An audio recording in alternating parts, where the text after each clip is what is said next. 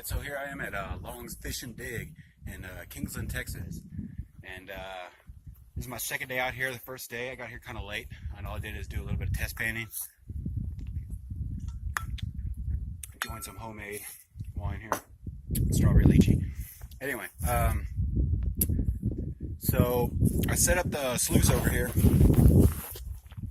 And as you can see, I don't really have any flowing water, so to speak.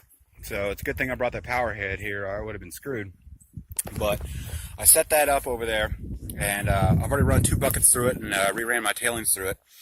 And right now I'm just kind of collecting all the cons.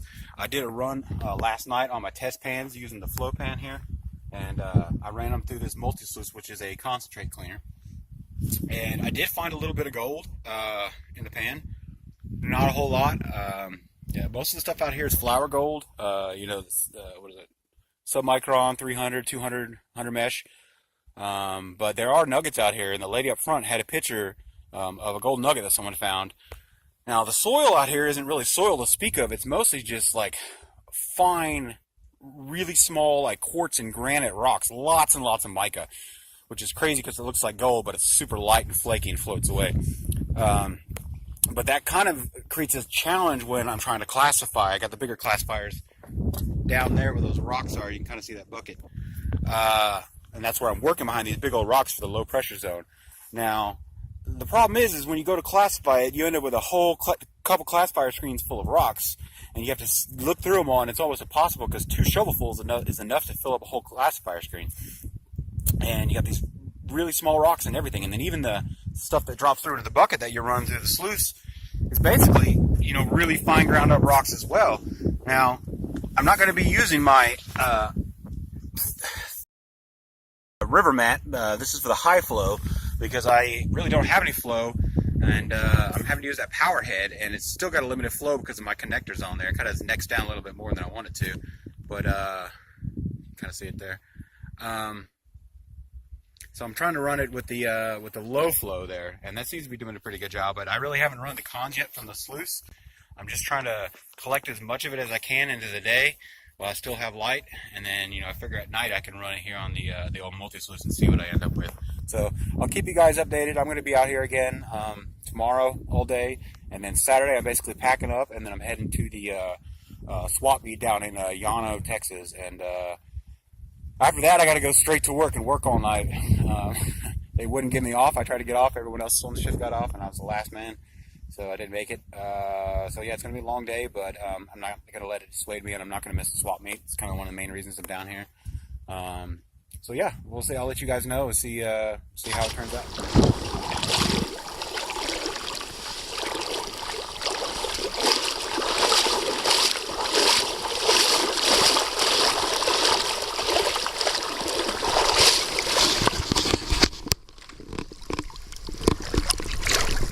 Getting deep here. Sorry about that. So this is the first set of rocks, and you can come around and you can see this has all been worked real good.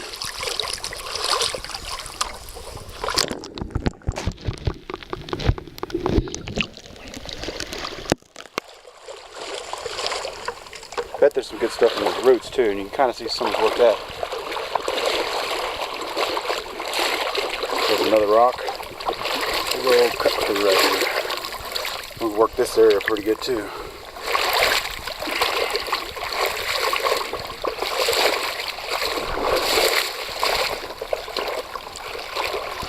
Now the closer we get these big rocks up here, obviously there's going to be better gold, but more of these big rocks drop out. So suddenly the ground changes from being just gravelly and loose and easy to walk on to large boulders like almost tripping you. So as I get up here closer, I'm going to have to slow down and make sure I have good sure footing.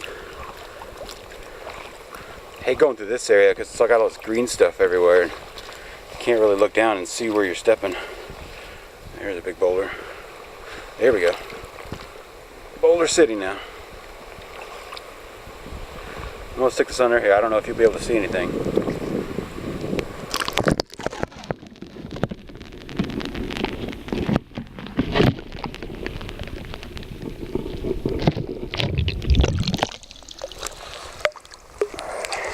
rocks on.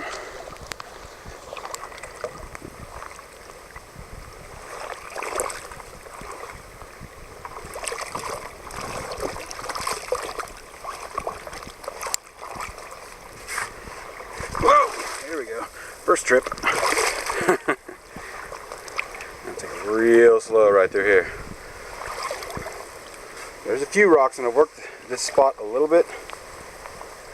It's just, I think my biggest problem here is that there's so many spots.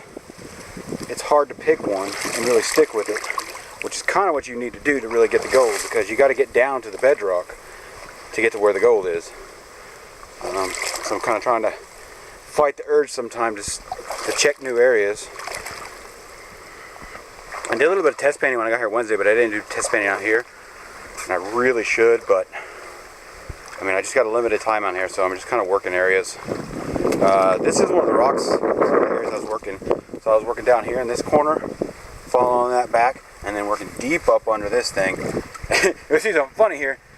You can see under this rock I found somebody's piece of pipe, a piece of marijuana pipe there. So here's the area I was working real good.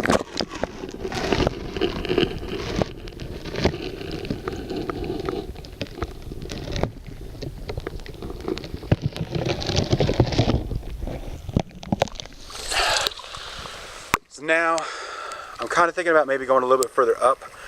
There's all kinds of really good stuff and even really good areas to work on dry land over there, and I've worked a few of those holes. But I'm just kind of curious. I know if I keep going a little bit further up around this bend, I'll be closer to where the slab is. And that's one of the GPAA members owns that, and he allows anybody to work that without powered equipment. So I don't know if it's really walking distance or that's something I'm going to have to drive to, but I'm thinking about heading a little bit further up that way, creek, and see if there's anything that maybe hasn't been worked quite as hard. And I'll let you guys know. Alright, so now I'm on top of all these big old rocks over here. And you can look, and there's just so many spots that would just be perfect. Like you can see right here where someone's already done some crevice work. That's pretty much bedrock. I already tested it. And I'm thinking what looks pretty good between these two big boulders, we got all this dirt right here. And it looks like I kind of knocked some of that dirt down, but it looks like someone worked this part of it away. So I'm going to kind of keep following this vein along and see what I can scratch out of there. And hopefully I'll find a little bit of gold in there. Because I look downriver there a ways, and you know, there's a bend which I might go check out, but other than that I don't really see anything like could potentially be in this area right here. So I'm gonna work this little area right here for a bit and see what I get. So I just want to show y'all what I'm talking about when I talk about these types of rocks in this ground out here. So we have, usually I have more than that, but it's because I'm down here and I don't have too many big rocks. I've already thrown out several huge ones. Beautiful, almost quartz-like rocks, but you know, trying to sort through all this and try and look for something like a gold nugget is damn near impossible without a metal detector. It's just, there's just so much of this fine rock that it's almost all just fine rock. Especially once you're in the creek, you don't really have a whole lot of dirt like I'm getting right here. But even in this dirt, I'm pulling out this much rock, which is a good sign that there could be gold down there. But, you know, I have to contend with that. So, I guess it's a good thing that most of the gold out here is flower gold, because I worry sometimes that, you know, I could be letting some nuggets go if I ever do come across one without a metal detector. But, anyway, on with the digging. Alright, so here's my river sluice. Since I don't have any flow, I'm having to use the power head on it.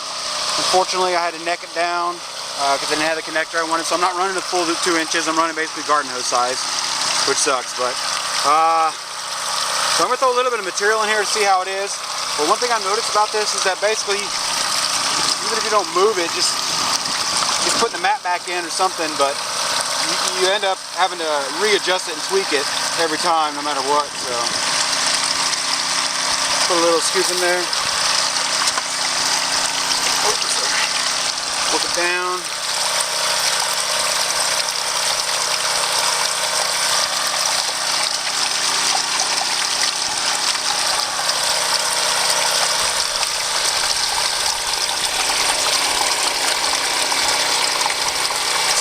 that little spot looked really good. It looks like I actually saw some gold in it when I was dumping the water out. I mean, it could have been mica or vermiculite or something, but it looked pretty good. So I'm going to catch the tailings on this run, and I'm going to rerun them just in case. So I'm going to go ahead and put the camera down now because I got to focus on getting this thing tuned in, and I'll come back with an update after the. Real quick, I just wanted to show you my tailings pile here. Look at all this mica. Look at it all. Looks like floating gold. And I've been dealing with that all day today. There's a lot of that here. Kind of makes it hard to find gold, because you're not ever really sure if what it is actually gold. I mean, obviously gold's considerably heavier, but there is a thing called floating gold as well. And as cold as this water is, you never really know. So I guess that's why it's really important to have good mats, because they'll catch the actual gold and let that mica go. Okay, here it is, post sluice run. Seems to be blowing out a little bit more on the right than it is on the left. I don't know if that's because I can't get the angle quite right or what. This thing's kind of tricky. But I'm going to go ahead and wash this mat out, add it to the other ones, and then I'm going to go ahead and rerun all these tailings here and see what we get.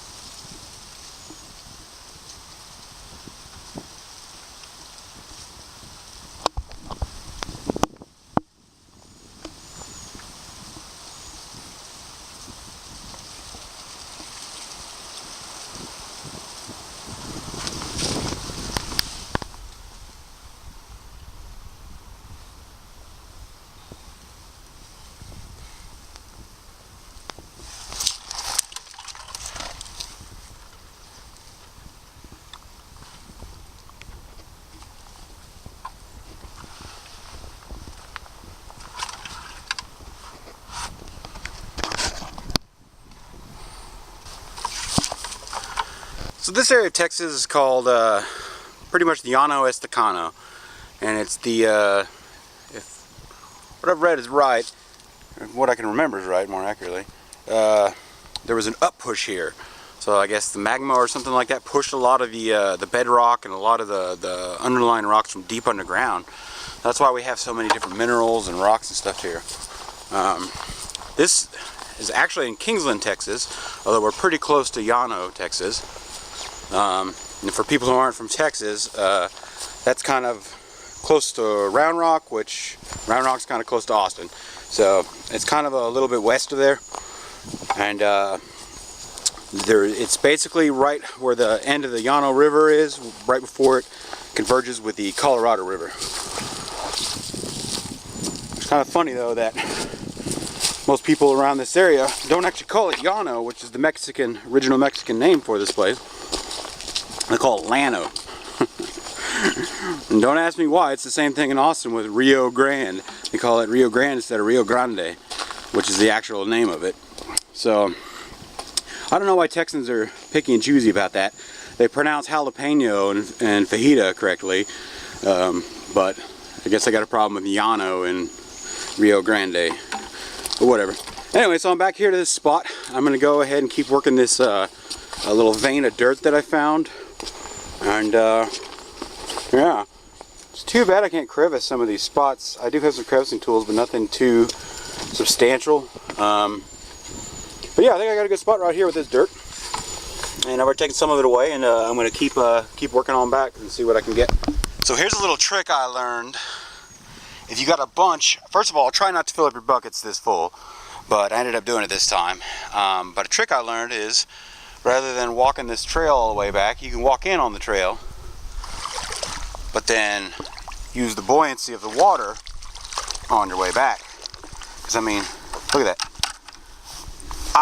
I'm not even touching it and it's floating. So it definitely makes for an easier and a more balanced walk, which is really important, especially in this part of the river. And yeah, it just saves your back, because man, I tell you what, this is really hard work. You know, I'm not exactly a young man, I'm 37, but I do have some knee problems from an injury I had when I was a brewer and fell off a fermenter. So I definitely do feel this. But it's a good kind of burn. It's like an exercise thing, you know. So I'm gonna keep at it. I got almost dropped you there. I got tomorrow to go, and then that's pretty much gonna be it. So the rest of the day and tomorrow are gonna be it as far as prospecting. I thought about heading up there to this place called the Slab, but I'm not sure if I am with all these awesome spots that I have right here. Whoop. And I'm gonna go ahead and put the camera away, because if I don't, I'm probably gonna fall on my ass.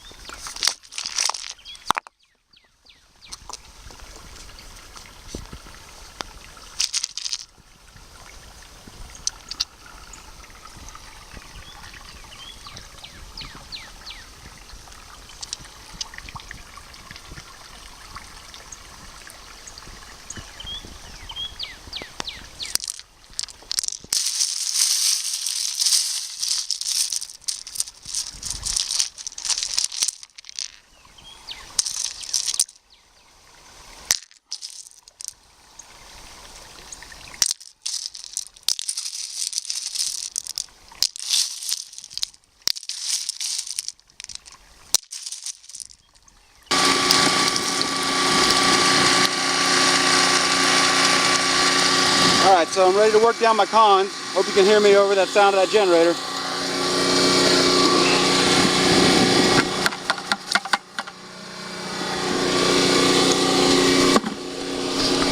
So that's what I got for cons for today. So I'm going to go ahead and run it in here. It's a 3 mode. First mode is with the stripping mat. It's more aggressive. Run it at full volume, full GPH. And then I take those aside, put them in a bucket. Then I put in the washer mat. Then I take the tailings for this run and I run those after I change the angle and put in the restrictor flow in there. Then put those with the other ones and I take those two together, run it again, and that's supposed to be as concentrated as you can get it basically without going to the final mode, where it's called painting sucks mode, and you got to use this restrictor. The problem is because my pump is so strong right there, and I'm not using the suggested 1100 GPH pump. It creates too much pressure, and where I got this crappy connection right here that I didn't get around to fixing, it blows it out. So I have to finish it using the pans. I'm probably actually going to take them down to the swap meet tomorrow, and I think they got a couple of concentration and black sand separator devices there, because there's a lot of black sand in this stuff. Anyway, so I'm going to do the first 3 modes and get it as concentrated as I can, and this thing does a pretty darn good job of it, I'll tell you that. I love this thing, it's amazing. So I don't got a lot of sun left, so I'm going to go ahead and get to work, and I'll do the first little bit so y'all can see it kind of working. Then after that, I'm probably just going to turn this off because I unfortunately forgot to bring my tripod. So I'm going to go ahead, first little bits in here.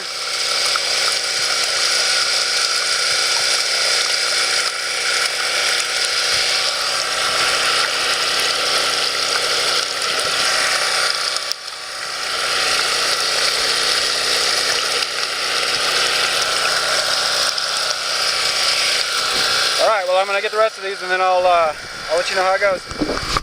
Alright, I'm back. Finished the first run, the stripping run as it were. And here's what we got. I don't necessarily see any gold, but I do see a lot of black sands. And I know that if there is gold, it could be hiding under those black sands. Pretty easy.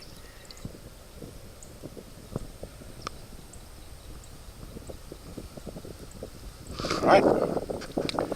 Time to run the tail. Okay, so this is pretty much the final one that I can do. Now it says I can do it multiple times, so I don't know, I might, but it's looking like there's just almost all black sands. I mean, sadly there's no pickers or anything like that. I don't really expect to see anything like that. Not down here, but put it in a pan and see what I got. Another landowner came down to check on me. That was nice. Gave me a really good tip for a spot down there a little bit past those rocks. So here's all the magnesite and magnetic stuff I pulled out. here's what I'm left with here. And honestly, those black sands and just it's so hard for me. I'm pretty crappy at panning.